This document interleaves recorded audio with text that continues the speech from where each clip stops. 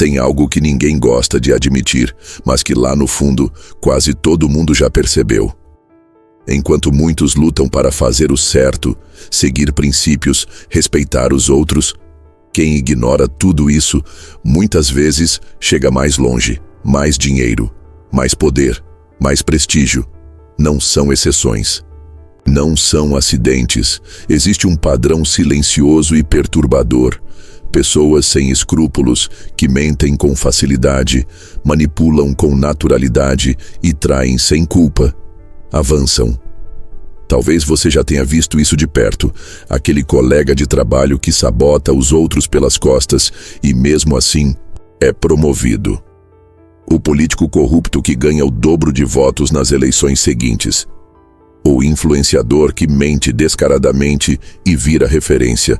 O chefe tóxico que é respeitado só porque ninguém tem coragem de enfrentá-lo. Mas o que torna isso tão cruel é que tudo isso acontece sem parecer sujo aos olhos da maioria. Essas pessoas não usam capas de vilão. Elas não têm cara de más. Pelo contrário, geralmente são carismáticas, estrategistas e sabem exatamente o que dizer. Elas manipulam com sorriso no rosto, fingem empatia, simulam virtudes e por trás da máscara seguem avançando. Elas entenderam algo que a maioria ainda não entendeu. O jogo do sucesso nem sempre premia os mais justos. Ele premia os mais adaptados ao sistema. E aqui vem a pergunta inevitável. O sistema está errado ou somos nós que não sabemos jogar? Essa dúvida desconfortável é o que alimenta a frustração silenciosa de milhões de pessoas bem-intencionadas. Elas se esforçam para fazer tudo como deveria ser, mas continuam paradas, enquanto os maus passam por cima e seguem em frente. Mas antes de cairmos na armadilha do cinismo, antes de acreditar que nada vale a pena, que todo mundo é podre, precisamos fazer uma pausa.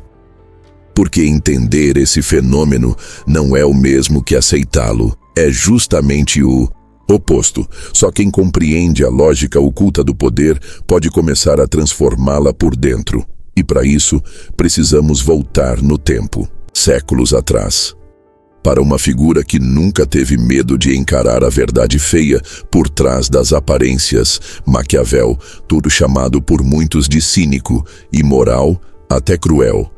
Mas talvez ele tenha sido apenas brutalmente honesto. Maquiavel foi um dos primeiros a dizer em voz alta o que tantos tentavam esconder. A virtude é admirada, mas o poder pertence a quem sabe jogar, e segundo ele, quem joga melhor nem sempre é o mais bom, é o mais eficaz. Isso nos leva a um dos pontos mais incômodos do seu pensamento. Em certos contextos, especialmente os de poder, a bondade pode ser vista como fraqueza, a ética como um luxo e a compaixão como vulnerabilidade. É por isso que tanta gente cruel consegue tudo e parece invencível, não porque sejam mais inteligentes, mas porque estão dispostas a fazer o que os outros evitam, ignorar o certo, contanto que funcione. A lógica do sucesso, sob essa lente, não é moral, é estratégica. E isso muda tudo. Mas calma. Antes de começar a pensar que Maquiavel incentivava a maldade pura e simples, é preciso ir além da caricatura. Ele não defendia vilões, ele descrevia o mundo real. E essa diferença é crucial, porque ao invés de responder com indignação cega, podemos responder com consciência, com clareza, com estratégia. Mas para isso, precisamos entender com profundidade como pensa um verdadeiro maquiavélico. Por isso, no próximo passo, vamos mergulhar de vez na essência do pensamento de Maquiavel e revelar o que ele realmente dizia, sem distorções, sem mitos, sem filtros. Prepare-se para desconstruir, porque o que vem a seguir pode mudar sua visão sobre sucesso, ética e poder para sempre. Quando pensamos em Maquiavel, a imagem que costuma vir à cabeça é a de um homem frio, manipulador, quase diabólico. Alguém que teria escrito um manual para ensinar canalhas a conquistar o poder. Mas essa visão não é apenas superficial. Ela é injusta e, acima de tudo, perigosa, porque ela nos impede de ver o que realmente está ali. Uma descrição nua e crua do mundo como ele é, não como gostaríamos que fosse. Maquiavel não romantizava a maldade. Ele apenas expunha sua utilidade em determinados contextos. Sua obra mais famosa, O Príncipe, não é um hino à corrupção, mas um alerta brutal sobre o funcionamento real do poder, onde decisões nem sempre seguem a lógica da moral e onde sobreviver exige muito mais do que boas intenções.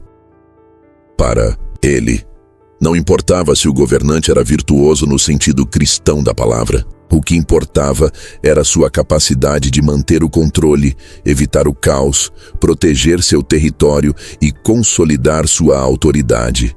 Ele entendia a virtude como virtu, um conceito muito mais próximo de habilidade, astúcia, firmeza e adaptabilidade do que de bondade. A moral, em sua perspectiva, era um instrumento, não um princípio absoluto. E isso chocava a visão dominante da época, e ainda choca a nossa. Vivemos em uma sociedade que prega valores elevados, mas que muitas vezes recompensa comportamentos contrários a esses mesmos valores. E é exatamente esse abismo entre o discurso e a prática que Maquiavel teve coragem de explorar, sem rodeios.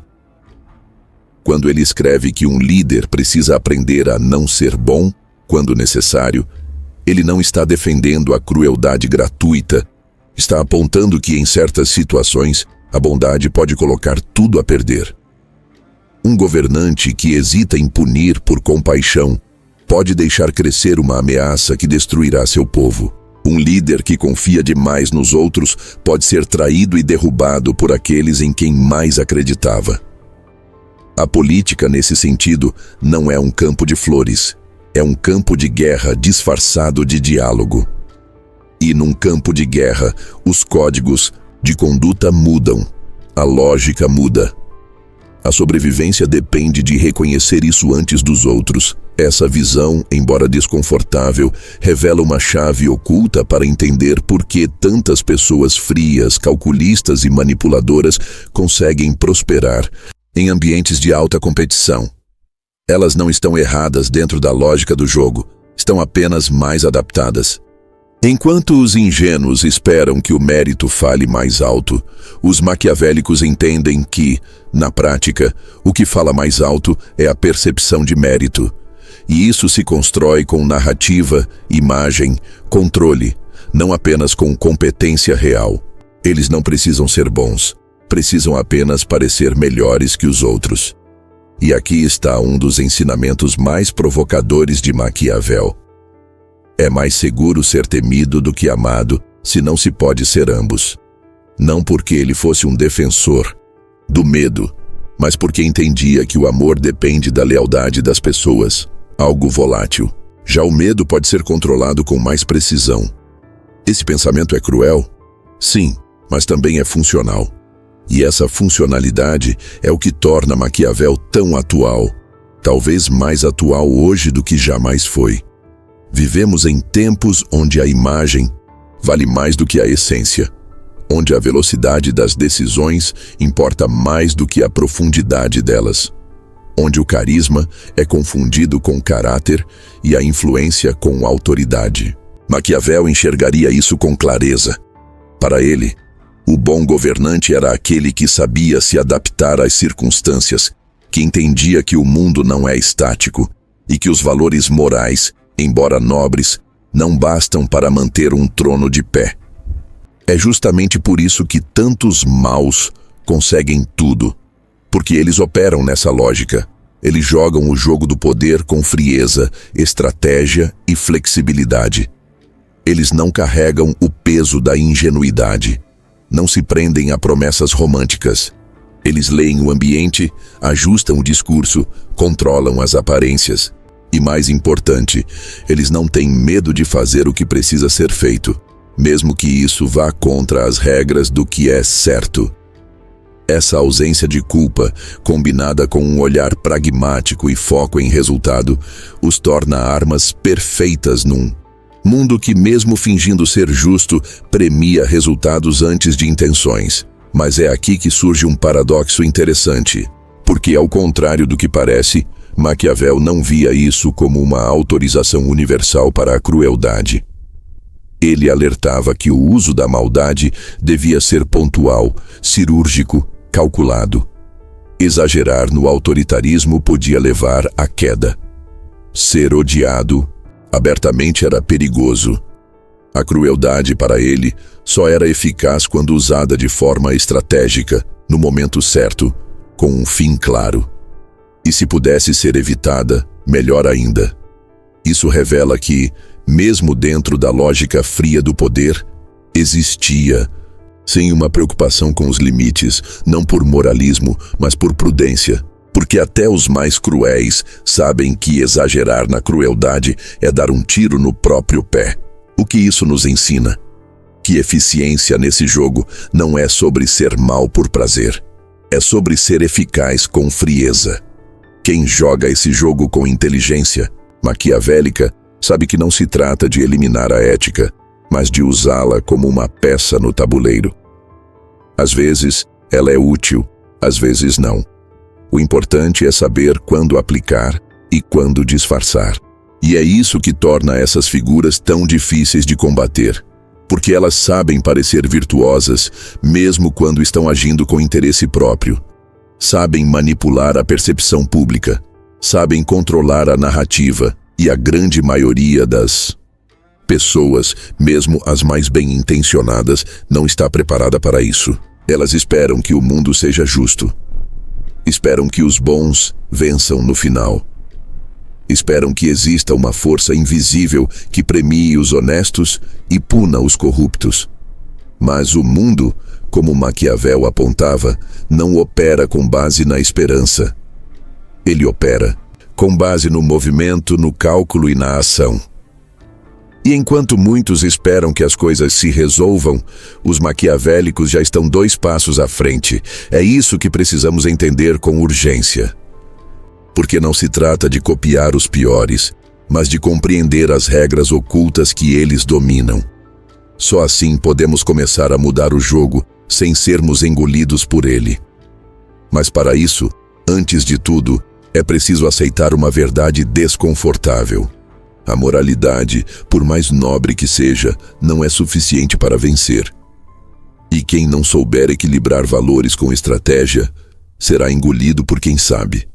Agora que entendemos a essência do pensamento de Maquiavel, o próximo passo é olhar para o campo onde isso se aplica com mais brutalidade: o mundo real. Ambientes onde a moralidade se torna um fardo e onde a ética é sufocada pela lógica do resultado. No próximo capítulo, vamos encarar uma verdade ainda mais incômoda. Quando o jogo é pelo poder, a moral vira um luxo. Existe uma fantasia social que nos é ensinada desde cedo: a de que ser bom é o suficiente, que basta agir com integridade, tratar os outros com respeito, manter a consciência limpa e, cedo ou tarde, a recompensa chega. Essa ideia é reconfortante. Alimenta nosso senso de justiça, reforça os valores que nos foram passados e nos protege de encarar uma realidade muito mais crua. Em certas arenas da vida, especialmente aquelas onde o poder está em jogo, a moralidade deixa de ser um requisito e se transforma em obstáculo. O jogo muda, e quem insiste em jogar com as mesmas regras acaba se tornando presa fácil para quem já entendeu que o campo é outro, as armas são outras, e os códigos de honra, se ainda existem, estão enterrados debaixo de toneladas de ambição. Nesses ambientes, salas de decisão, Reuniões estratégicas, negociações de alto impacto, disputas políticas, não vence necessariamente quem é mais competente ou mais honesto, mas sim quem sabe proteger seus próprios interesses com inteligência, frieza e, muitas vezes, sem apego ao que é certo. E aqui está o ponto-chave. Isso não acontece porque o mundo é puramente cruel, mas porque o jogo do poder exige uma coisa que a moral tradicional não oferece: resultado. O poder não se sustenta em intenções. Ele se alimenta de eficácia. Ele exige decisões difíceis, cortes precisos, alianças questionáveis e, acima de tudo, a coragem de sacrificar a imagem de bom moço em nome da sobrevivência estratégica. Para os moralistas, isso parece monstruoso. Mas, para quem já pisou nesse campo, essa é a única forma de continuar jogando. E essa lógica não se restringe a governos e grandes corporações. Ela está presente em dinâmicas familiares, círculos sociais, grupos religiosos, ambientes acadêmicos. Onde houver disputa por influência, prestígio ou liderança, o padrão se repete. Aqueles que hesitam em usar as ferramentas disponíveis, mesmo as moralmente ambíguas, acabam dominados pelos que não hesitam. E o mais desconcertante é que muitas vezes esses que jogam sujo ainda são admirados. São chamados de visionários, de líderes ousados, de pessoas que fazem acontecer. A frieza é confundida com autoridade. A ausência de empatia é lida como foco. A manipulação é rebatizada de carisma. O discurso moral continua vivo nas aparências, mas por trás das cortinas, quem manda é o cálculo. Isso nos coloca diante de uma tensão existencial difícil de resolver. É possível ser ético num mundo que premia quem não é? E mais, vale a pena? A resposta, infelizmente, não é simples. Porque a ética, por si só, não garante nada. Ela é um valor interno, um princípio pessoal, uma bússola silenciosa. Mas o mundo do poder é barulhento, violento e imprevisível. E nesse mundo, a bússola precisa ser acompanhada por mapa, estratégia e coragem. Muitos acreditam que ética e poder não combinam, que o poder corrompe inevitavelmente. Mas Maquiavel nos dá uma visão mais sofisticada. Não é o poder que corrompe, é a ingenuidade que enfraquece. E sem força, a moral não se sustenta. Sem estratégia, a bondade vira adorno. Sem inteligência, a virtude morre no primeiro confronto. Por isso, quando Maquiavel dizia que o governante deveria aprender a não ser bom quando necessário, ele não pregava o abandono dos princípios, mas sim o reconhecimento de que, em certos momentos, os princípios precisam ser guardados para não serem destruídos. A moralidade, nesses momentos, se torna um luxo que só quem já garantiu sua posição pode bancar. Quem ainda está subindo a escada do poder precisa saber onde pisa. E quando é preciso calar, ceder, fingir, recuar. Isso não é covardia, é sobrevivência, é inteligência política.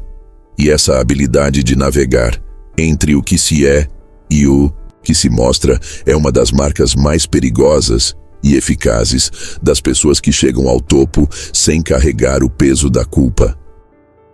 O grande dilema está em que a sociedade, em sua superfície, condena essas atitudes, mas em silêncio as admira.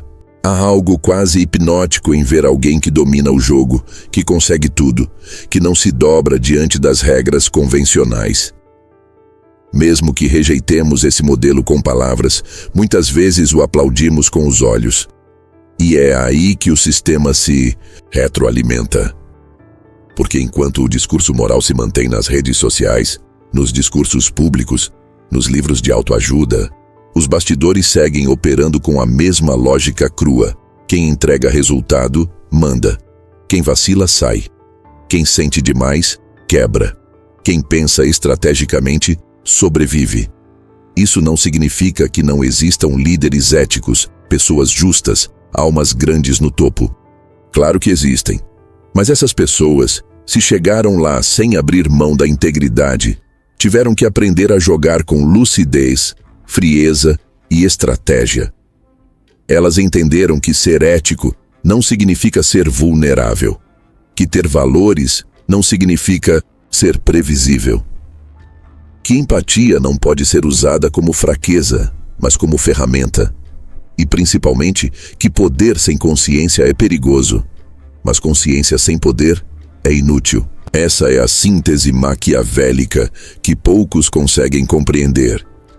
O realismo não elimina a ética, ele exige que ela seja mais forte, mais consciente, mais preparada. E é por isso que o sucesso das pessoas consideradas ruins não é um acaso. É um reflexo de uma dinâmica onde muitos ainda acreditam que basta ser bom para vencer, onde a moral é usada como argumento, mas raramente como critério, onde os que fingem bem são recompensados e os que vivem com honestidade radical são sacrificados pela própria ingenuidade. E é justamente nesse cenário que o pensamento de Maquiavel se torna mais necessário do que nunca, não para formar canalhas, mas para despertar os bons. Porque se a moralidade é um luxo, que ela seja sustentada com inteligência. Se o poder exige sacrifícios, que saibamos quais são inevitáveis e quais custam a alma. E se os piores chegam ao topo com facilidade, talvez o problema não seja apenas eles, mas o silêncio de quem assiste tudo isso calado, esperando por uma justiça que nunca vem sozinha. Mas para entender por que tantos maus prosperam com tanta facilidade, é preciso mergulhar mais fundo na estrutura psicológica dessas pessoas, no que se passa por trás do comportamento manipulador, frio e estratégico. No próximo tópico, vamos explorar exatamente isso, como funciona a mente de quem joga esse jogo sem remorso e por que ela funciona tão bem. Para entender por que certos indivíduos conseguem alcançar o topo, ignorando completamente os princípios que sustentam a convivência ética, é preciso ir além da moral e mergulhar na psicologia. O que se passa na mente de alguém que mente com naturalidade, que manipula sem hesitação, que conquista posições de liderança, influencia multidões, movimenta cifras e ainda dorme tranquilamente à noite. Essa frieza não é apenas uma escolha, é uma estrutura, uma maneira de ver o mundo. E essa estrutura, muitas vezes, está associada a um conjunto de traços psicológicos que, longe de serem patologias isoladas, funcionam como mecanismos adaptativos dentro de um sistema competitivo. A ciência tem um nome para esse conjunto: a tríade sombria. 3 traços que, quando aparecem juntos, formam uma mente altamente funcional no jogo do poder: narcisismo, maquiavelismo e psicopatia leve. O narcisismo traz a crença profunda na própria superioridade, a necessidade de admiração e o carisma necessário para seduzir plateias. O maquiavelismo, por sua vez, é a predisposição à manipulação fria, ao cálculo estratégico, à visão instrumental das relações humanas. Já a psicopatia leve, diferente da imagem cinematográfica do assassino serial, se manifesta em traços como baixa empatia, ausência de culpa e resistência ao estresse emocional. Juntos, esses elementos criam uma personalidade que parece feita sob medida para os ambientes onde o poder vale mais que qualquer princípio. Mas o mais chocante é que em determinados contextos, especialmente no mundo corporativo, político e das finanças, esses traços não só não são punidos, como são recompensados. Eles são confundidos com qualidades. A frieza vira eficiência. A ausência de remorso vira foco em resultados. O egocentrismo vira autoconfiança. É como se o sistema pegasse distorções psicológicas e as moldasse em virtudes operacionais. Isso não significa que todos os líderes são psicopatas, longe disso. mas significa que muitos dos que se destacam têm, em algum grau, esses traços. E mais do que isso, aprendem a usá-los como ferramentas. Essas pessoas sabem ler o ambiente emocional à sua volta, mas não se deixam afetar por ele. Sabem o que os outros querem ouvir e oferecem isso com precisão cirúrgica. Criam narrativas, constroem personagens, adaptam suas máscaras às expectativas do público. E por trás desse teatro, operam com uma frieza que os protege das hesitações morais que paralisam a maioria. Enquanto os outros se perguntam, será que isso é certo? Eles já fizeram, já lucraram e já avançaram para o próximo movimento. Isso não é apenas malícia, é performance psicológica. Eles têm acesso a um tipo de clareza estratégica que não se mistura com culpa, e é exatamente isso que os torna tão perigosos e tão eficazes. E há mais um fator importante: a ausência de escrúpulos poupa energia. Enquanto pessoas éticas vivem em constante conflito interno, refletindo, ponderando, se colocando no lugar do outro, o manipulador se move com leveza. Ele não perde tempo com dilemas. Ele avança, e nesse avanço, aproveita a hesitação dos bons como trampolim. Ele sabe que a culpa paralisa, que o medo de errar retarda a ação, que a empatia pode ser explorada. Por isso, ele não confronta o ético com violência. Ele o desarma com tempo. E quando o outro finalmente age, já é tarde demais. Essa psicologia produz não apenas indivíduos bem-sucedidos, mas líderes, gurus, celebridades. Pessoas que cativam multidões, mesmo sendo frias, mesmo sendo vazias. E isso revela uma outra face sombria da questão. Muitas vezes, somos nós que colocamos essas pessoas no topo, porque elas nos oferecem segurança, clareza, força, porque admiramos a confiança inabalável, mesmo que ela venha de um ego inflado. Porque confundimos ausência de dúvida com sabedoria. E nesse processo, vamos premiando os que não sentem, os que não hesitam, os que não se comovem. A frieza se torna referência. O cinismo vira estilo. E a humanidade cada vez mais vira detalhe descartável, mas nem tudo é vantagem nesse perfil. Por trás do sucesso aparente, há também um vazio que cresce. A falta de vínculos reais, a constante necessidade de manter a máscara, o risco permanente de colapso público. Muitas dessas figuras vivem em alerta, porque sabem que seu poder depende da manutenção da imagem. Qualquer rachadura pode ser fatal, e quando caem de forma espetacular, porque o que sustentava sua posição não era verdade, era performance. E a performance, uma hora, cansa.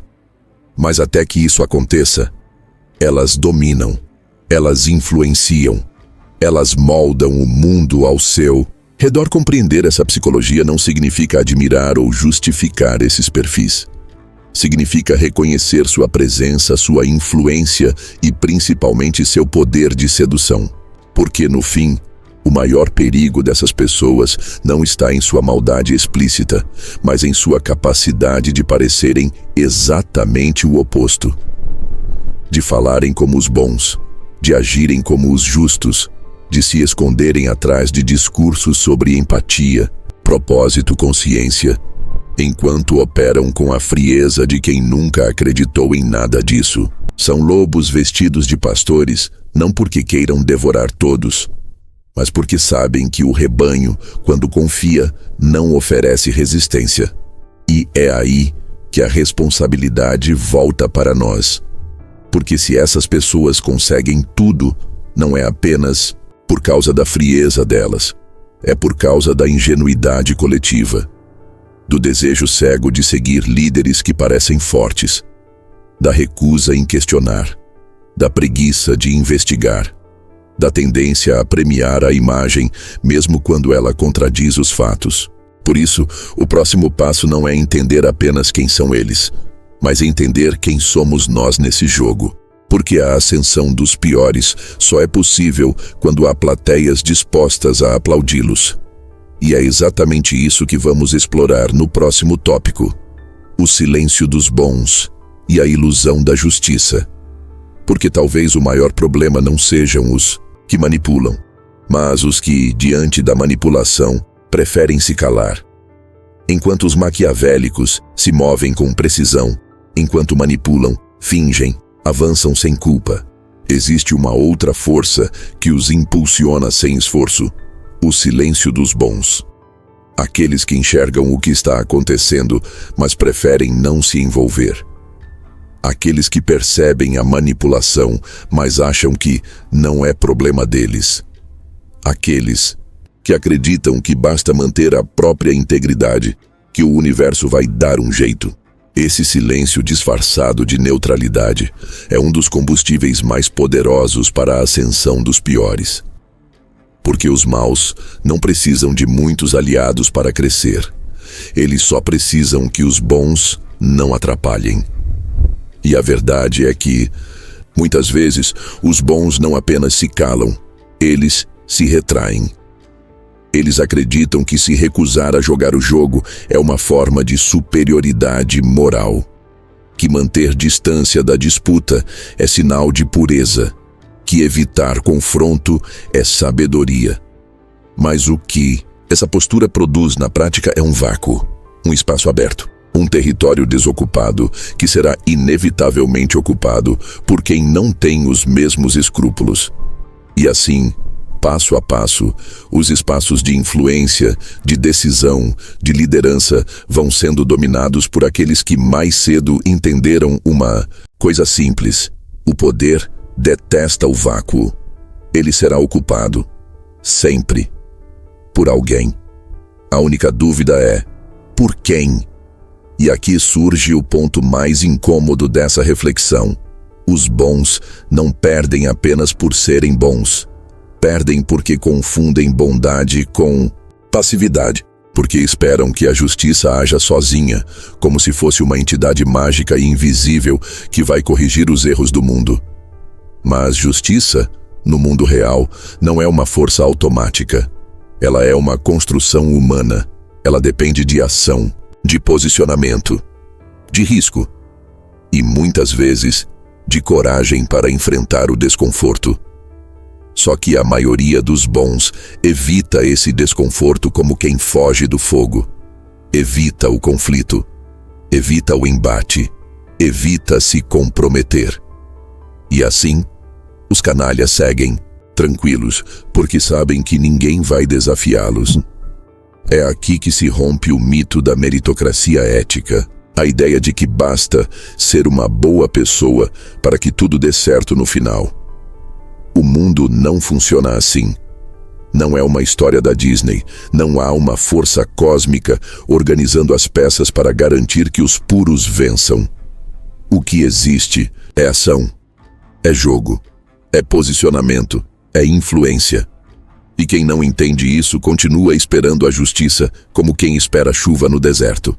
E enquanto espera, alguém com menos princípios, mas mais iniciativa, passa por cima. Não porque seja melhor, mas porque teve a audácia que o bom não teve. Esse silêncio dos bons se manifesta de formas sutis. É o colega que vê uma injustiça e finge que não viu. É o líder que percebe uma sabotagem, mas não quer se meter em briga. É o cidadão que enxerga a manipulação de um discurso público, mas prefere se manter isento. Todos esses silêncios, somados, formam o ambiente perfeito para que a manipulação cresça como erva daninha. E o mais irônico, quando a situação degrada completamente, são esses mesmos bons que lamentam. Como deixamos isso acontecer? A resposta é simples: aconteceu porque você deixou. Porque seu silêncio foi lido como permissão, e não é por maldade, é por medo. Porque se posicionar tem um custo. Falar o que ninguém quer ouvir pode trazer rejeição. Confrontar o manipulador pode significar perder espaço, perder apoio, perder segurança. Mas esse medo, quando acumulado, se torna uma das maiores forças de sustentação dos corruptos. Eles sabem disso. Eles contam com isso. Sabem que a maioria dos que têm consciência do que está errado jamais fará nada, porque preferem preservar a paz imediata a pagar o preço de uma tensão necessária. E assim, os que se calam se tornam cúmplices, não por quererem o mal, mas por temerem o incômodo. Esse é o terreno fértil onde o maquiavelismo prospera. Não na maldade explícita, mas na permissividade dos bons. E isso revela uma contradição cruel. A ética sem coragem não serve para nada. A consciência sem ação vira adorno. O saber sem risco é só vaidade intelectual. Por isso Maquiavel, ao apontar os mecanismos reais do poder, estava falando também com os bons. Estava dizendo: se você quer fazer o bem, aprenda a jogar, porque o bem que não sabe se defender será destruído pelo mal que sabe atacar. E, o pior, será destruído sob aplausos, porque o manipulador ainda fará parecer que a queda foi justa, que o bom era incompetente, fraco, inútil, e no fim, muitos vão acreditar. E a pergunta que se impõe é dolorosa. Quantas vezes você viu isso acontecer e não fez nada? Quantas vezes preferiu se afastar para não se comprometer? Quantas vezes justificou o silêncio com frases como "não é da minha conta" ou "não vai adiantar"? Essa reflexão não é uma acusação, é um convite.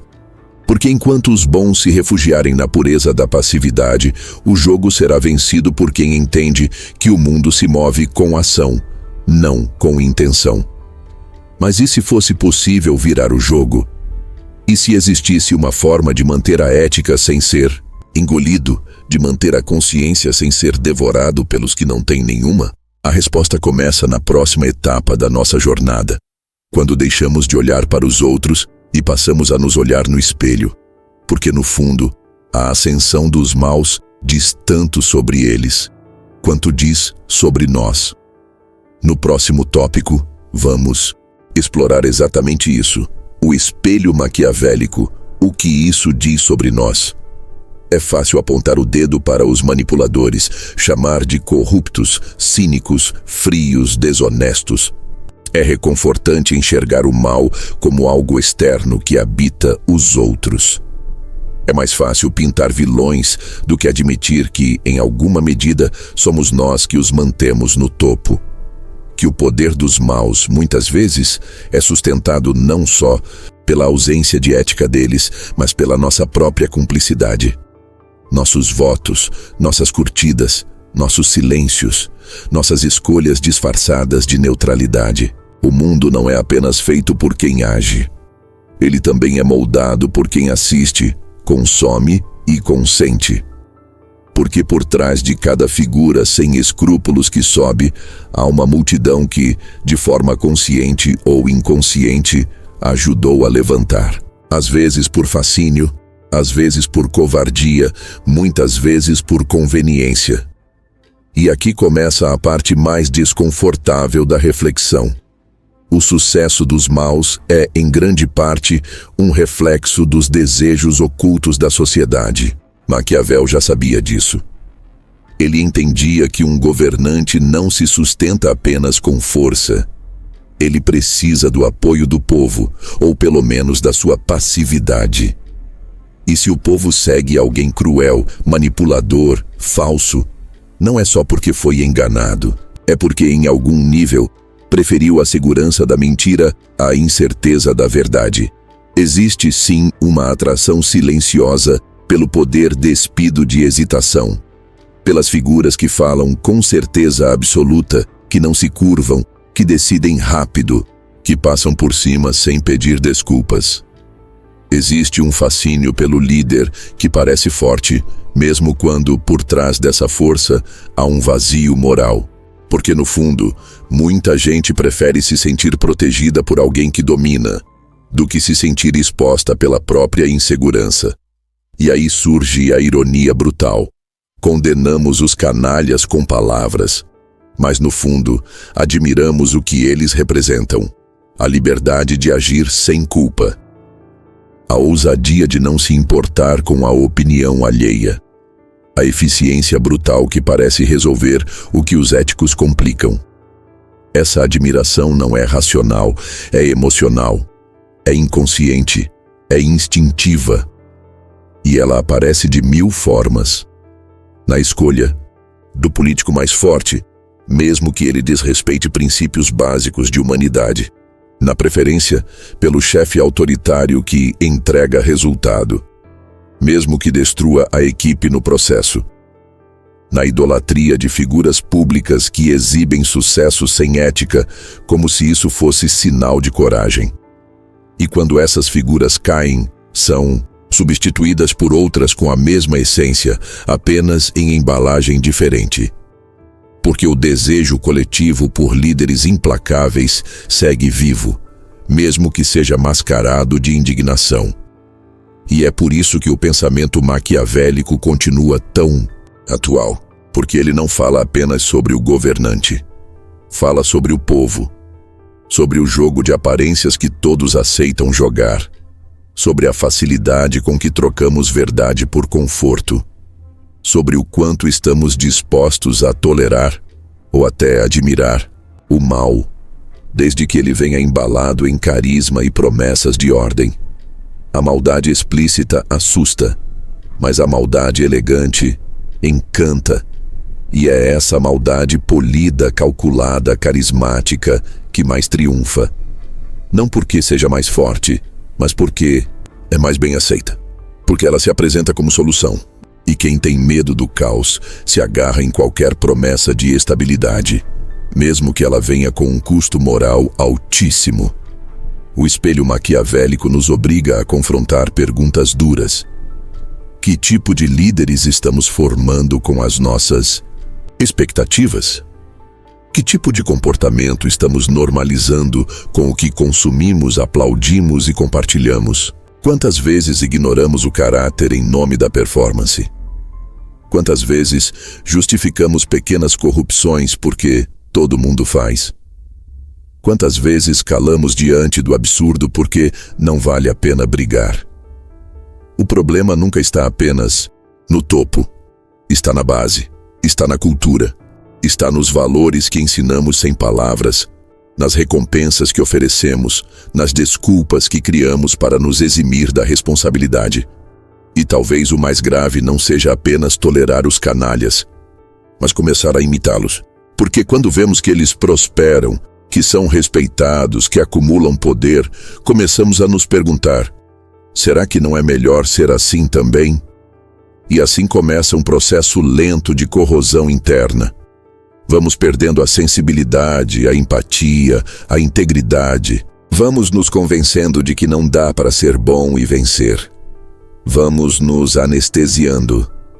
E quando percebemos, estamos justificando em nós mesmos aquilo que antes condenávamos nos outros. Nos tornamos parte do mesmo sistema, apenas com outra linguagem. Mas ainda há um caminho, um ponto de virada. Porque reconhecer essa verdade dura não precisa levar à resignação. Pode levar à lucidez, à consciência ativa, à responsabilidade real. Porque se o mundo reflete nossas escolhas, então temos poder, mesmo quando parece que não. O espelho maquiavélico não serve apenas para apontar defeitos. Ele serve para nos lembrar que somos agentes, não apenas vítimas. Que podemos escolher o que aplaudir, o que tolerar, o que reproduzir. Que podemos sim resgatar a ética, desde que ela venha com força, estratégia e coragem. Desde que paremos de esperar justiça passiva e comecemos a construí-la com ação consciente. E essa ação não precisa imitar os piores. Pelo contrário, ela exige uma nova forma de liderança, uma nova postura, um novo tipo de presença no jogo do poder.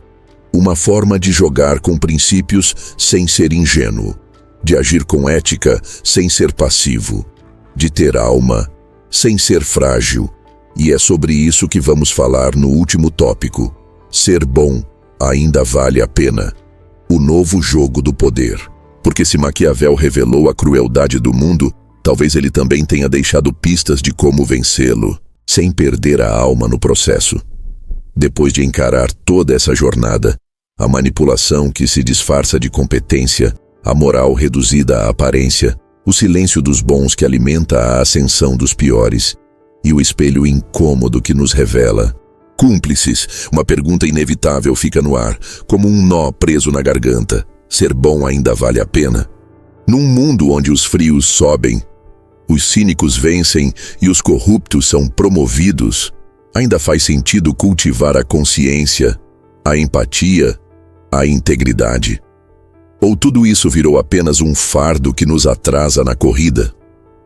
Uma espécie de resistência, inútil em um campo de batalha dominado pelos mais adaptados à indiferença?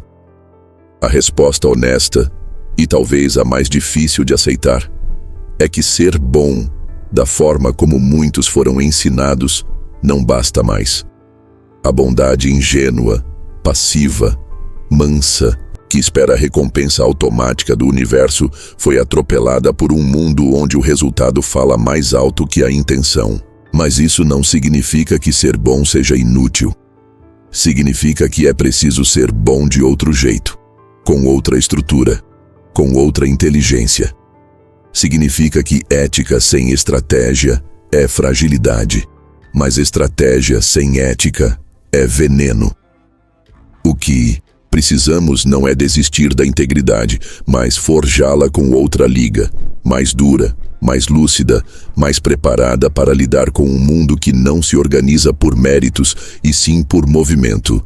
E aqui nasce o que podemos chamar de o novo jogo do poder. Um jogo onde o caráter não é mais apenas um enfeite moral, mas um diferencial estratégico. Onde a empatia não é mais vista como fraqueza, mas como inteligência emocional afiada. Onde a integridade não é só um ideal ético, mas uma ferramenta poderosa de influência real, porque pessoas que confiam são mais leais, mais engajadas, mais dispostas a seguir quem demonstra coerência. Mas isso exige abandonar a ingenuidade. Exige parar de esperar que o mundo faça justiça e começar a construir espaços onde a justiça possa existir, ainda que pequena, ainda que em resistência. Ser bom, nesse novo jogo, é manter princípios sem ser previsível, é saber dizer não com firmeza, é ser confiável sem ser manipulável, é escutar sem se submeter, é manter o coração aberto, mas a mente atenta, porque quem tem valores, mas não tem voz, acaba sendo atropelado. E quem tem coragem, mas não tem direção, acaba se perdendo. O verdadeiro poder, o que transforma ambientes, inspira pessoas, constrói legados, nasce do encontro entre lucidez e propósito, não da frieza, não do cinismo, mas de uma bondade que não se curva diante do medo, nem se dissolve no silêncio. Isso significa que sim, ser bom ainda vale a pena. Mas não do jeito antigo. Não como quem espera aplausos ou recompensas por isso. Vale a pena como uma escolha de quem decidiu jogar por outro código, mais exigente, mais solitário às vezes, mas infinitamente mais íntegro. Porque nesse novo jogo, os canalhas ainda vão vencer por um tempo. Ainda vão manipular, subir, dominar. Mas cada vez mais haverá uma diferença sutil e fundamental entre os que apenas mandam e os que deixam marcas, entre os que impõem poder e os que inspiram confiança, entre os que vencem por cálculo e os que constroem algo maior por escolha consciente. A verdadeira vitória não está apenas em chegar ao topo, está em chegar com a alma inteira, sem precisar se despir dos próprios princípios, sem vender o que importa por status ou aprovação. Está em deixar um rastro que outros possam seguir, não pela esperteza, mas pela coerência. Não pela performance, mas pela verdade. E isso, por mais que o mundo pareça não recompensar, tem um poder que nenhum maquiavélico consegue fingir. porque autenticidade não se compra. E confiança, uma vez conquistada, vale mais que qualquer manipulação passageira. Talvez o futuro precise menos de heróis perfeitos e mais de líderes conscientes. Menos de exemplos inalcançáveis e mais de pessoas que erram, mas não traem. Que sentem, mas não se paralisam. Que jogam, mas jogam limpo. Porque não há nada mais subversivo e revolucionário do que provar na prática que é possível vencer sem virar o que se combate. E se Maquiavel nos mostrou o mundo como ele é, talvez caiba a nós mostrar o mundo como ele pode ser. Mas isso é apenas o começo. Porque se existe um novo jogo do poder, ele exige uma nova mentalidade, uma nova coragem, uma nova visão.